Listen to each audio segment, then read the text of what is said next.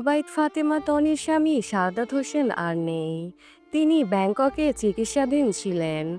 সামাজিক যোগাযোগ মাধ্যমে খবরটি নিশ্চিত করেছেন তনি নিজেই। আজ বুধবার নিজের ফেসবুকে তনি লিখেছেন, সে আর নাই।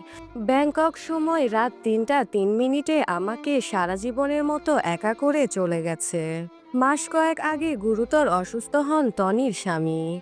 অবস্থার অবনতির দিকে গেলে ব্যাংককে নেওয়া হয় তাকে। সেই খবর নিজের ফেসবুকে জানিয়ে তনি লিখেছিলেন, জীবনের সবথেকে কঠিন সময় পার করছি। আমি কোনোভাবেই তাকে হারাতে চাই না।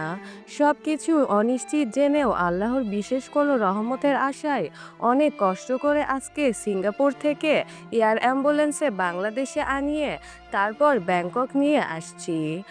আমার জীবনের সবটুকু দিয়ে চেষ্টা করছি, বাকিটা আল্লাহর ইচ্ছা। সবার কাছে দোয়া চেয়ে তনি শেষে লিখেছিলেন, সবাই দোয়া করবেন আমার ছেলের জন্য হলেও আল্লাহ যেন তাকে বাঁচিয়ে রাখে। কিন্তু শেষ রক্ষা হলো না। চিরতরে চলে গেলেন রুবায়েত ফাতেমা তনির স্বামী।